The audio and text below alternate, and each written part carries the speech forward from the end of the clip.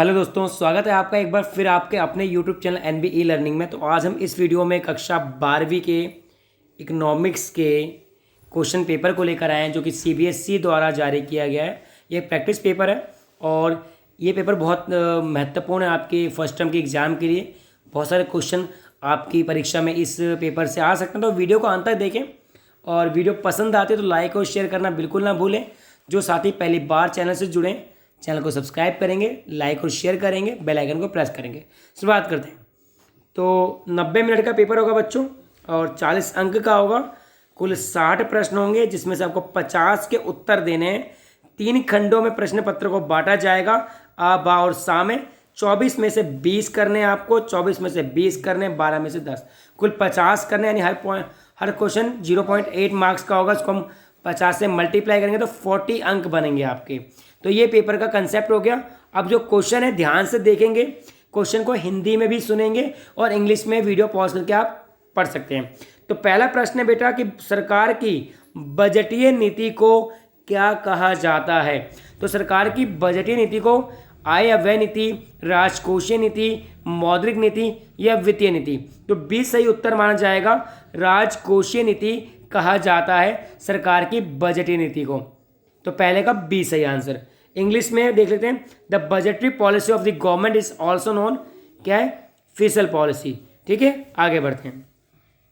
प्रश्न नंबर 2 की ओर बढ़ते हैं। भुगतान शेष का चालू खाता केवल डैश को शामिल किया जाता है। कि भुगतान शेष का चालू खाते में क्या शामिल किया जाता है।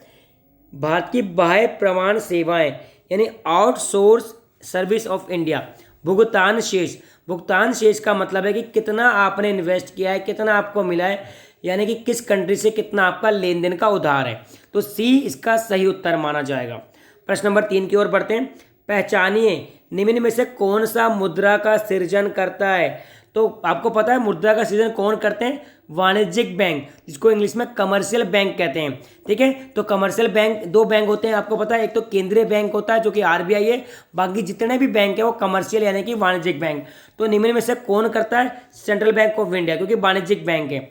तो मुद्रा का सृजन, creates bank money, central bank of India करता है, क्योंकि ये वाणिज्यिक बैंक है इसीलिए। प्रश्न नंबर 4 की ओर बढ़ते हैं। एप्पल के आईफोन के आयात को डैश तथा डैश में दर्ज किया जाता है। तो किसमें, चालू खाते और डेबिट पक्ष में। चालू खाते और डेबिट पक्ष में शामिल। ठीक है, एप्पल के आईफोन को चालू आयात जो मंगवाते हैं तो चालू खाते तथा नाम को डेबिट पक्ष में, यानी कि जो भी हम बाहर की कंट्री से व्यापार करते हैं, कोई करते हैं बाहर कंपनी से, तो वो चालू खाते में ही उसका विवरण होता है। तो चौथे का 20 सही उत्तर है। आगे बढ़ते हैं प्रश्न नंबर 5 की ओर। 5वां प्रश्न जो बेटा आपका क्या है, कथन और कर्ण वाला है। तो ध्यान से पढ़ना है इस क्वेश्चन को। तो पहली लाइन लिखी हुई बेटा, क्या लिखी हुई है कि भारतीय अर्थव्यवस्था में विदेशी प्रत्यक्ष निवेश एक पसंदीदा गंतव्य है, यानी एफडीआई, फॉरेन डायरेक्ट इन्वेस्टमेंट, एक पसंदीदा गंतव्य है।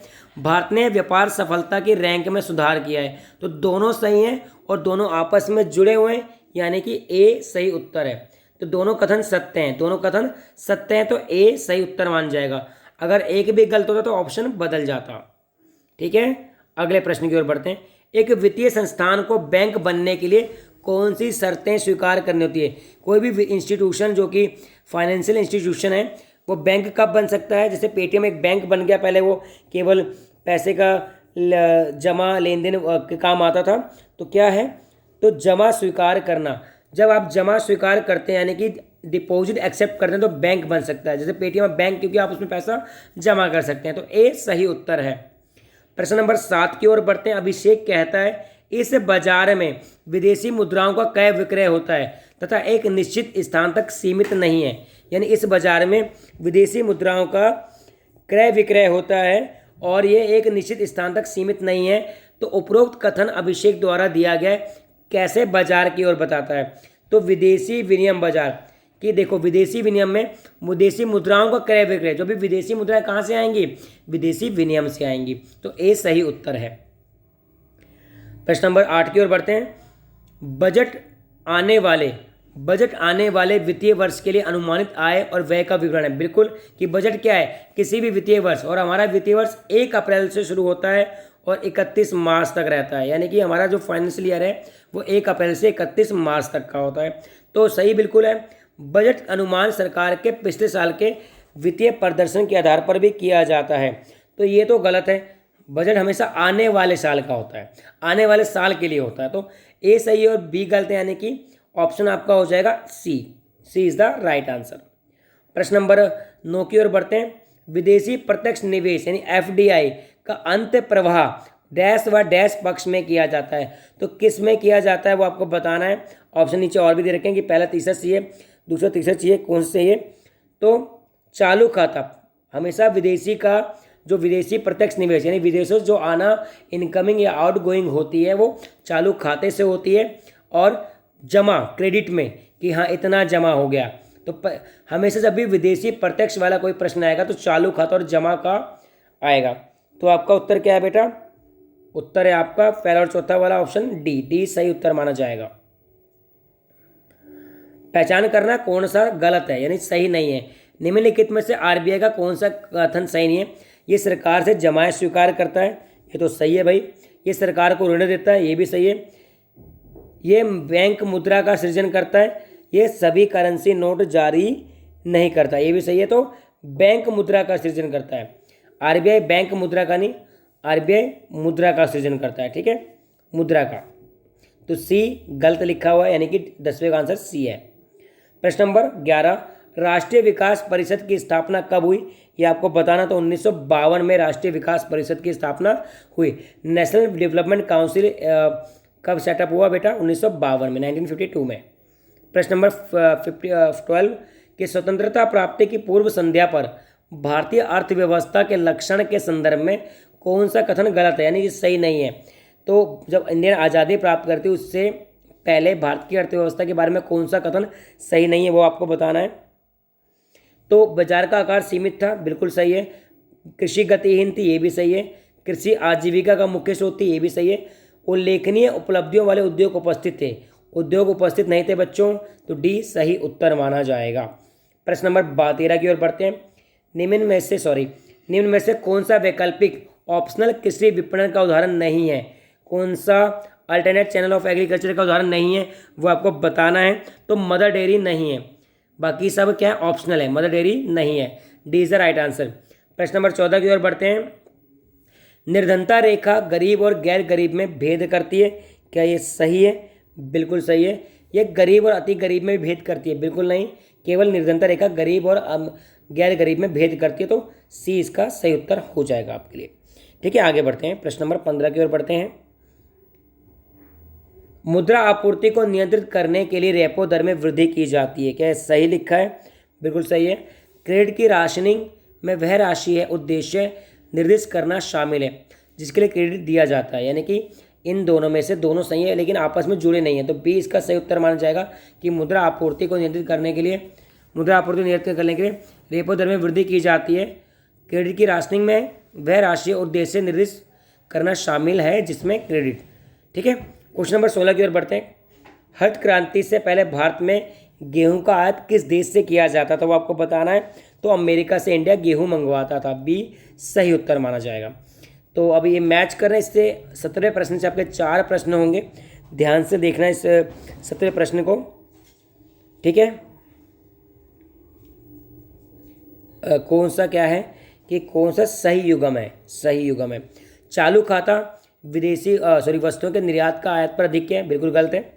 भुगतान संतुलन विदेशी मुद्रा का प्रभाव, बिल्कुल गलत है। विदेशी ऋण निवेश पूंजीगत खाता, तो डी का 4th is the right answer कि विदेशी ऋण और निवेश एक खाता ना चालू खाता, वो विदेशी में ऋण और निवेश के विवरण होता है, तो D is the right answer. प्रश्न नंबर आगे बढ़ते हैं। मदर डेयरी तथा अमूल किसका उदाहरण है बेटा? तो ये किसका? सहकारी, यानी कि ये कोऑपरेटिव सोसाइटी है, मार्केटिंग। 18 का ए सही उत्तर है। प्रश्न नंबर 19, निवारक औषधि डेंगू मलेरिया के विरुद्ध जागरूकता अभियान पर वह किसका उदाहरण है? कि यानी कि डेंगू मलेरिया की दवाई के लिए जो जागरूकता फैलाई जाती है ऐड के द्वारा, टीवी रेडियो के द्वारा, तो वो कैसा वह है, वो कैसा खर्चा है? तो वह खर्चा है राजस्व प्रकृति का वह, यानी कि सी इज द राइट आंसर। वह है बेटा खर्चा, यानी इससे रिवेन्यू होगा। देखो रिवेन्यू का हम खर्चा क्यों कर रहे हैं, देखो अगर लोग कम बीमार पड़ेंगे तो सरकारी अस्पताल में कम बोझ पड़ेगा, डॉक्टर कम करने पड़ेंगे, यानी कि रिवेन्यू प्रकृति व्यय। सी इज द राइट आंसर। निम्न में से क्या निर्धनता मापन से संबंधित नहीं है? इनमें से क्या गरीबी को मापना या नहीं है, तो वो आपको बताना है। तो निर्धनता रेखा मापता है, मासिक प्रति उपभोग भी मापता है, सिंध सूचकांक मापता है। तो डी सही उत्तर है कि जनसंख्या वृद्धि दर से गरीबी निर्धन नहीं मापी जाती। हो सकता है इस पूरी जनसंख्या अमीर हो। तो प्रश्न नंबर 21 की ओर बढ़ते हैं। निम्न में से किस अवस्था में साख सृजन असीमित, यानी कि जो बैंक है क्रेडिट का क्रिएशन बहुत असीमित हो जाता है, वो आपको बताना है। तो CRR 70% हो, प्राथमिक जमाएं 0 हो, द्वितीय जमाएं 0, यानी कि उपरोक्त इनमें से कोई नहीं है बेटा। D is the right answer. प्रश्न नंबर 22, व्यापार संतुलन 500 करोड़ का घाटा दर्शाता है। तो निर्यात का मूल्य 700 करोड़ है, तो आयात का मूल्य क्या होगा? व्यापार संतुलन 500 करोड़ का घाटा और निर्यात 700 करोड़, तो इनको ऐड कर लो आप, क्या हो जाएगा? 1200 crore. B is the right answer. 23वां प्रश्न बेटा, हरित क्रांति ने गरीब अमीर किसानों के बीच दूरी को बढ़ा दिया है। तो बिल्कुल सही उत्तर है ये। हरित क्रांति के लाभ मुख्य रूप से गरीब राज्यों को हुआ, बिल्कुल नहीं, अमीर राज्यों को हुआ। तो सी इज द राइट आंसर। आप वीडियो को पॉज करके इनको ध्यान से पढ़ सकते हैं, क्वेश्चन को रीड कर सकते हैं, क्योंकि कुछ क्वेश्चन आएंगे इसमें से। स्वतंत्रता प्राप्ति के समय भारत कृषि वस्तुओं का क्या था? स्वतंत्रता प्राप्ति के समय ही भारत कृषि वस्तुओं का शुद्ध निर्यातक था। ठीक है, कच्चे माल का निर्यातक था इंडिया। अब 20 में से 24 में से 20 करने आपको, ध्यान से पढ़ने। प्रश्नों को बहुत कठिन होते हैं प्रश्न।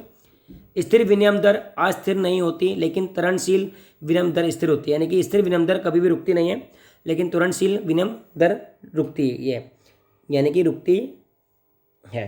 ठीक है, तो क्या है कथन ए? क्या सही है कि गलत, पहले ये पता लगाना है। बिल्कुल सही है।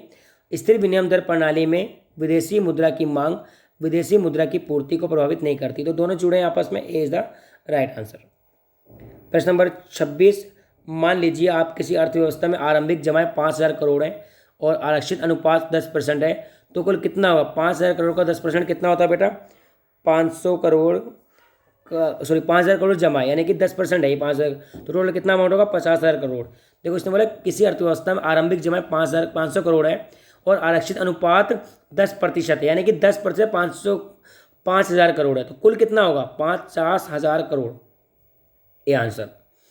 प्रश्न नंबर 27 की ओर बढ़ते हैं। 1950 से 90 पूर्व सुधार काल में खेती योग्य भूमि में कमी हुई है। क्या ये बात सही है? बिल्कुल सही है ये बात। तो पैकेज नीति के कारण बंजर भूमि कृषि योग्य भूमि में हो गई है, बिल्कुल गलत है। तो डी आंसर माना जाएगा। प्रश्न नंबर 28 की ओर बढ़ते हैं। निम्न में से गलत कथन को चुनिए। ऑपरेशन फ्लड दुग्ध उत्पादन से संबंधित है, बिल्कुल सही। कृषि का विविधीकरण ग्रामीण विकास में महत्वपूर्ण भूमिका निभा रहा है, ये भी सही है। स्वयं सहायता समूह गैर संस्थागत ग्रामीण साख का स्रोत है, तो ये गलत है बेटा। C is the right answer. Sorry सही है, ठीक है, C is the right answer. प्रश्न नंबर 29 की ओर बढ़ते हैं बेटा। मानव पूंजी निर्माण एक अस्थैतिक अवधारणा है, तो क्या सही है कि गलत है? पहले ये पता लगाना है आपको। तो ये सही है। मानव पूंजी निर्माण के लिए सतत प्रयास और व्यय की आवश्यकता होती है, तो ये गलत है, यानी कि D is the right answer बच्चों। ठीक है, D is the right answer. प्रश्न नंबर 30 की ओर बढ़ते हैं। तो ये तीसरा क्वेश्चन बहुत ईजी है। 20 सूत्रीय कार्यक्रम 1982, क्या सही है गलत है? ये आपको बताना है। गलत है। जनधन योजना 2014 में आई, बिल्कुल सही है, तो सी आंसर मान जाएगा। ठीक है, मनरेगा में 100 दिन का काम होता है, तो गलत है ये। निरंतर आंकड़े RGBI नहीं निकालता, तो जन धन योजना 2014 में लाई गई है, तो सी इज द राइट आंसर।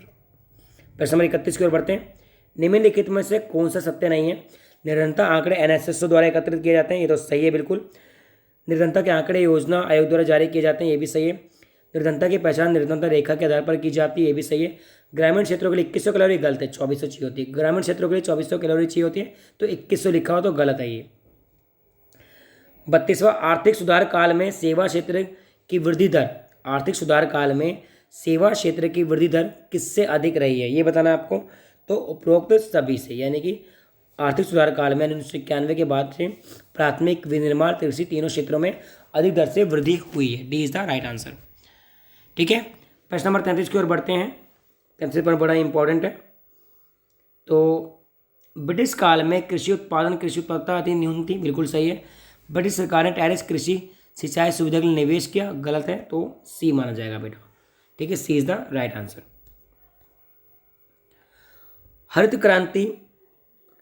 क्रांति के आरंभ में पश्चात ग्रामीण अर्थव्यवस्था की साख आवश्यकताओं में विविधता, यानी हरित क्रांति की शुरुआत में जो ग्रामीण अर्थव्यवस्था में साख पैसे की आवश्यकताओं में विविधता आई थी, बिल्कुल सही है। साख की आवश्यकता केवल उपभोग के लिए नहीं थी बल्कि सामूहिक आगत के लिए भी थी, यानी कि ये नहीं कि केवल पैसा यूज करने के लिए था, बल्कि उसके लिए मशीन खरीद कर आगे के लिए भी कुछ कमाने के था। तो दोनों सही है, यानी कि ए इज द राइट आंसर। प्रश्न नंबर 32 की ओर बढ़ते हैं, 35 की ओर सॉरी।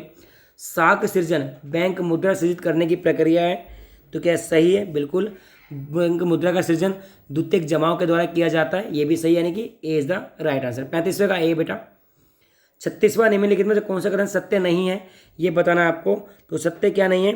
कि स्वतंत्रता प्राप्ति के समय व्यावसायिक ढांचा कृषि के पक्ष में था, बिल्कुल सही। स्वतंत्रता प्राप्ति के समय जीवन प्रत्याशा 69 वर्ष थी, बिल्कुल गलत है। तो बी, यानी कि B is the right answer. बाकी सही वाले भी याद कर लो आप। 37, जब वस्तुओं और सेवाओं का शेष विश्व से आयात किया जाता तो उनको भुगतान शेष के पूंजी खाते में दर्ज किया जाता है। ये क्वेश्चन कई बार आ रखा है आपका, तो ये सही है। कथन एक है असत्य, सॉरी। जब वस्तुओं सेवाओं का शेष विश्व से आयात किया जाता तो उनको भुगतान शेष के पूंजी नहीं, चालू खाते में, चालू भुगतान खाता, ठीक है, चालू। इन आयातों के कारण घरेलू मांग में कमी आती है, बिल्कुल सही। तो D is the right answer. A असत्य, आर सत्य।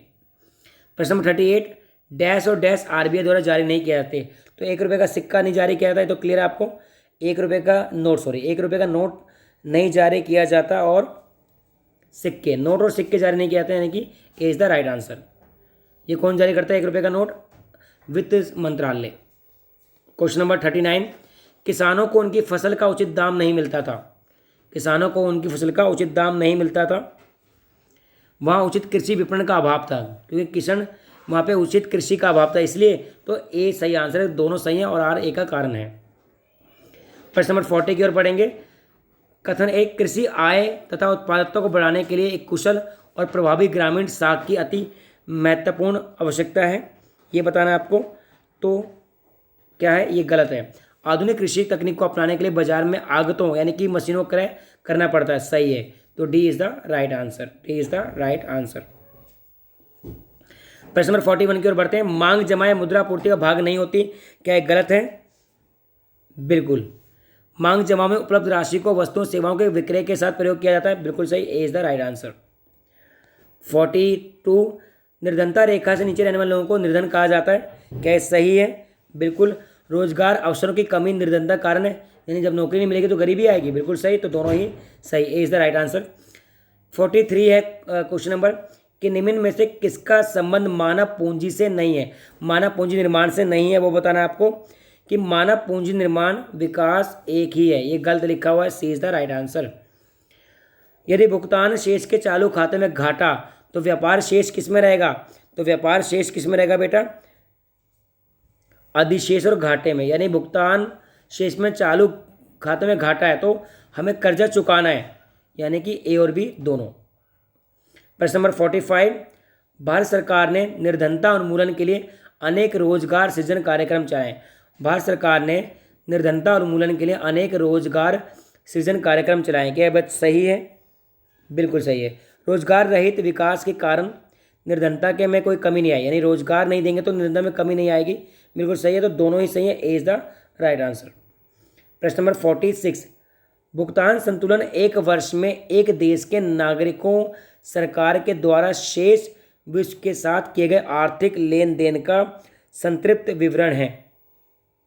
देखो, भुगतान संतुलन का मतलब, इससे आपको क्वेश्चन याद होगा कि भुगतान संतुलन एक वर्ष में एक देश के नागरिकों तथा सरकार के द्वारा शेष विश्व के साथ, जो शेष दुनिया के अन्य देशों के लोगों के साथ हमारा जो लेन देन होता है उसे भुगतान संतुलन कहा जाता है। भुगतान शेष केवल विदेशी विनिमय के अंतर्प्रवाह और बाह्य प्रवाह को दर्ज करवाता है, ये भी सही है, देखिए कारण अलग अलग है, तो B is the right answer. प्रश्न नंबर 47 की ओर बढ़ते हैं। सही विकल्प चुनना है आपको, तो सही विकल्प चुनते हैं। स्वतंत्रता के समय भारतीय अर्थव्यवस्था कंपायान थी, बिल्कुल। 85 कृषि पर थी, बिल्कुल। स्वतंत्रता के समय भारी और मूल उद्योगों का अभाव था, सही है। तटीय नहर योजना एक सफल योजना थी क्योंकि ब्रिटिश काल में यातायात का सुविधा साधन था, गलत है ये। D is the wrong answer, यानी कि सही माना जाएगा। ठीक है, सॉरी, सही कथन पहचानना है बेटा, क्वेश्चन गलत हो गया, मैंने पढ़ लिया। कौन सा कथन सही है, तो ये सही है, D is the right answer. तो अब मैच करना है, कोठारी योग किससे जुड़ा हुआ है और मध्याह्न भोजन क्या है। तो प्राथमिक शिक्षा के लिए मध्याह्न भोजन था, याद होगा आपको, मिड डे मील 1995 में शुरू किया गया था। और कोठारी योग किसके लिए था बेटा, ये था 6% GDP पे शिक्षा के लिए कोठारी योग था। तो प्रवासन, मतलब प्रवासन के लिए क्या था, प्रतिभा का पलायन, जो टैलेंटेड लोग हैं विदेशों में जाके काम करते हैं उसे प्रवासन बोलते हैं। भौतिक पूंजी स्वामी का हस्तांतरण, यानी कि ऑप्शन नंबर माना जाएगा बेटा आपका ए इज द राइट आंसर। अब 10 प्रश्न हल करने 12 में से, ध्यान से देखेंगे। एक अनसीन पैसेज है, सॉरी, बुक में से। मुद्रास्फीति क्या होता है, जब मुद्रा की वैल्यू कम हो जाती है। और अपस्फीति जैसे आर्थिक उतार चढ़ाव को स्थिर करने के लिए बजटीय व्यय एक महत्वपूर्ण उपकरण है। मुद्रास्फीति के मामले में सरकारी खर्च में कटौती की जानी चाहिए क्योंकि इससे उपभोक्ताओं की डिस्पोजेबल आय में गिरावट आएगी, यानी कि अगर सरकारी खर्च कमी होगी तो लोग कम खर्च करेंगे। सरकार अधिक खर्च के माध्यम से अर्थव्यवस्था में अतिरिक्त मांग पैदा कर सकती है। वृद्धावस्था पेंशन की पेशकश के साथ साथ गरीबी रेखा से नीचे की आबादी को भी मुफ्त भोजन, शिक्षा, स्वास्थ्य देने चाहिए। ये भी सामाजिक न्याय की आर्थिक योजना के दीर्घकालिक उद्देश्यों को पूरा किया जाता है। इस प्रकार सार्वजनिक व्यय आर्थिक स्थिरता को बहाल करने में महत्वपूर्ण भूमिका निभाता है। मेक इन इंडिया कार्यक्रम के तहत उत्पादन करने के लिए विदेशी उत्पादन इकाइयों को आकर्षित करने के लिए उत्पादन से जुड़े प्रोत्साहन का प्रमुख उपकरण रहे हैं। इस तरह के कार्यक्रम निवेश के लिए, यानी कि इन्वेस्टमेंट के लिए अच्छा लालच देते हैं। संक्षेप में, भारत जैसे किसी भी कल्याणकारी राज्य सार्वजनिक व्यय अपरिहार्य, ये न केवल GDP विकास को बढ़ावा देता है बल्कि नागरिकों के कल्याण को भी बढ़ावा देता है। ठीक है, तो क्वेश्चन क्या पूछेगा देखते हैं हम। निम्न में सही विकल्प बजट का उद्देश्य नहीं है। बजट का उद्देश्य क्या नहीं है उनमें से, तो भुगतान शेष अधिक के सृजन, बी नहीं है। कर्जा ऊपर चढ़ाना नहीं है, बजट का उद्देश्य नहीं कि कर्जा चढ़ जाए, तो B is the right answer. Dash प्राप्तियां, डैश सरकार की राजस्व प्राप्तियां होती हैं। तो क्या इनकम गवर्नमेंट की कैसे करते हैं, कर और गैर कर से, टैक्स और नॉन टैक्स से सरकार की राजस्व प्राप्तियां होती हैं। सी इज द राइट आंसर। 51वां सही विकल्प पहचानना है। राजस्व व्यय क्या है, राजस्व व्यय का अर्थ होता है बेटा ब्याज का भुगतान। सरकार ब्याज का जो भुगतान करते हैं उसको राजस्व व्यय है। प्रश्न 52, रिक्त स्थान को राजकोषीय घाटा इक्वल टू कुल व्यय माइनस कुल प्राप्तियां, तो क्या आएगा बेटा, उधार छोड़कर। ए इज द राइट आंसर। उधार को नहीं काउंट होता इसमें, उधार छोड़कर। सरकार द्वारा पूंजीगत व्यय और परिसंपत्ति निर्माण नहीं करते। सरकार द्वारा पूंजीगत व्यय और परिसंपत्ति निर्माण नहीं करते। क्वेश्चन नंबर 53 है बेटा आपका, क्या सही है, गलत है।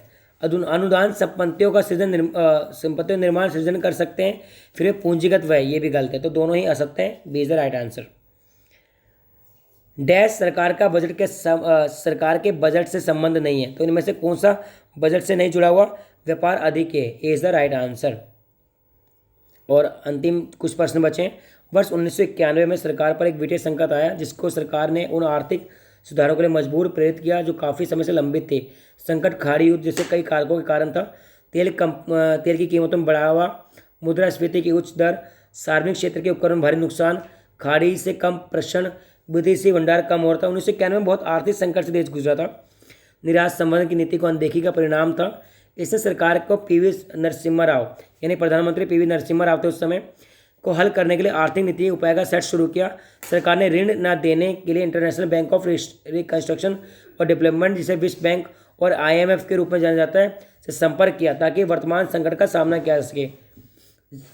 वित्तीय सहायता अर्थव्यवस्था को खोलने और, तो इन्होंने किस कंडीशन में लोन दी कि वित्तीय सहायता अर्थव्यवस्था को खोलने और निजी क्षेत्र विदेशी पूंजी प्रतिबंध हटाने के साथ, यानी कि हम तभी पैसा देंगे जब आपके देश में हमारी कंपनियां लग सकती हैं, विदेशी कंपनी लग सकती हैं और निजी क्षेत्र को बढ़ावा दिया सकता है। तो इसे 1991 की नई आर्थिक नीति भी कहते हैं।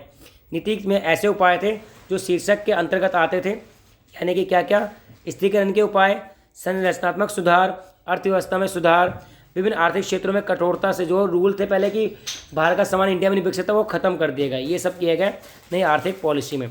तो क्वेश्चन क्या है बेटा, भारत द्वारा किस वर्ष नई आर्थिक नीति अपनाई गई? 1991 में अपनाई गई। वित्तीय संकट सरकार के प्रतिबंधक नीतियों का अंतिम परिणाम था। क्या ये सही है? बिल्कुल सही है। वित्तीय संकट के अल्पकालीन समाधान के लिए सरकार ने संरचनात्मक, अल्पकालीन नहीं था, दीर्घकालीन था। तो सी इज द राइट आंसर।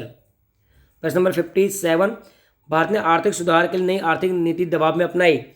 क्या ये सही है? बिल्कुल सही है आपका। वित्तीय संकट का सामना करने के लिए आर्थिक सहायता अर्थव्यवस्था को खोलने की शर्त के साथ आई। तो क्या ये भी सही है? बिल्कुल। तो ए इज द राइट आंसर। 58, उपरोक्त पाठ और सामान्य ज्ञान के आधार पर गलत कथन चुनिए। 1991 में भारतीय अर्थव्यवस्था ने वित्तीय संकट का सामना किया। बिल्कुल सही है। भारत ने वित्तीय संकट का सामना करने के लिए विश्व बैंक से ऋण लिया। बिल्कुल सही। आर्थिक सुधारों के बाद आयात को बदला गया। संकट काल में भारत को खाड़ी देशों की बड़ी सहायता प्राप्त हुई। बिल्कुल गलत। D is the right answer. और second last question of the video, सुधार पूर्व काल में भारतीय उद्योग अधिक प्रतिस्पर्धा और कुशल थे। क्या? गलत। सार्वजनिक उपकरणों की हानियां कम करने के लिए विनिवेश को अपनाया गया। गवर्नमेंट सेक्टर में बहुत ही भ्रष्टाचार आ गया था। तो D is the right answer. और अंतिम क्वेश्चन है वीडियो का कि आर्थिक सुधारों से पहले सार्वजनिक क्षेत्र का उपभोक्ता वस्तुओं से ब्रेड, टेलीफोन आदि पर एक अधिकार था, यानी सब कुछ कंपनियां सरकारी कंपनी बनाती थी। सही है? बिल्कुल सही। निजी क्षेत्र को लाइसेंस नीति से नियंत्रित, यानी निजी क्षेत्र में लाइसेंस बहुत महंगे थे। दोनों सही है। तो ए इज द राइट आंसर माना जाएगा इसका। तो वीडियो कैसी लगी जरूर कमेंट करें, और वीडियो बार बार देख सकते हो आप, ताकि आपको जो क्वेश्चन है वो लर्न हो जाए, उत्तर भी लर्न हो जाए। और एनबी लर्निंग के साथ जुड़ने के लिए बहुत बहुत धन्यवाद।